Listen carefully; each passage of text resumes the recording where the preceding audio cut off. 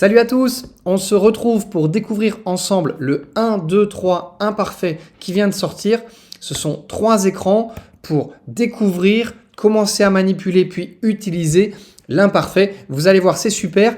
Pensez à liker la vidéo et à vous abonner à la chaîne et on y va.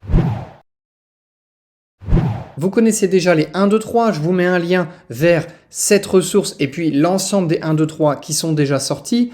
À chaque fois, on a 3 activités qui sont présentées sous forme de 3 écrans pour faciliter l'utilisation en ligne, mais ça marche aussi très bien en imprimant ou en projetant avec un projecteur dans votre salle de classe.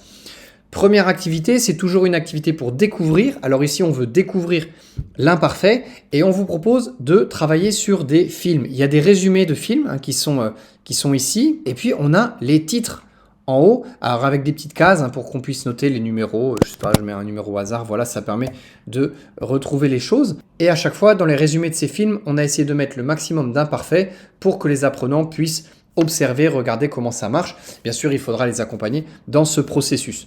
Deuxième activité, deuxième écran, vie passée. Imaginez la vie de ces personnes, de ces personnages, en utilisant à chaque fois 3 débuts de phrases. Donc on a des personnages, comme très souvent dans nos ressources, un peu stéréotypés ou même très stéréotypés, des enfants de paysans au Moyen-Âge, un peintre impressionniste à Paris au 19e siècle, etc., un acteur d'Hollywood dans les années 30.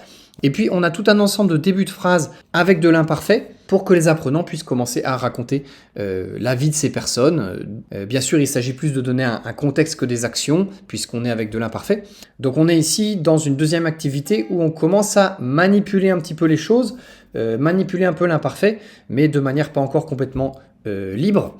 Et troisième activité, qui est toujours dans les 1, 2, 3, une activité plus créative et qui demande d'utiliser les structures de manière libre.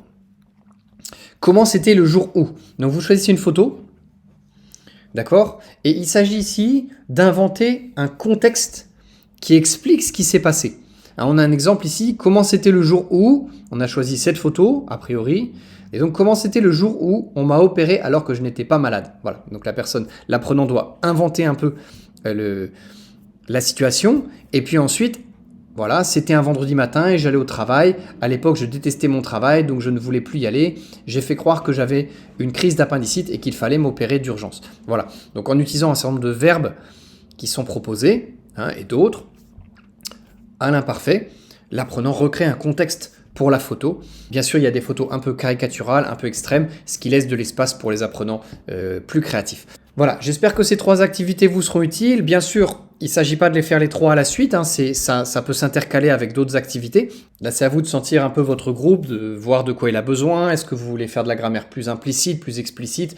Est-ce que vous avez besoin de rajouter des exercices sur l'imparfait, par exemple des exercices plus classiques à trous? Ça, c'est à vous de voir comme d'habitude. Voilà, j'espère que cette ressource vous sera utile pour aider vos apprenants à apprendre le français. On se retrouve bientôt dans une nouvelle vidéo. N'oubliez pas de liker et de vous abonner à la chaîne. À très bientôt pour de nouvelles ressources. Salut!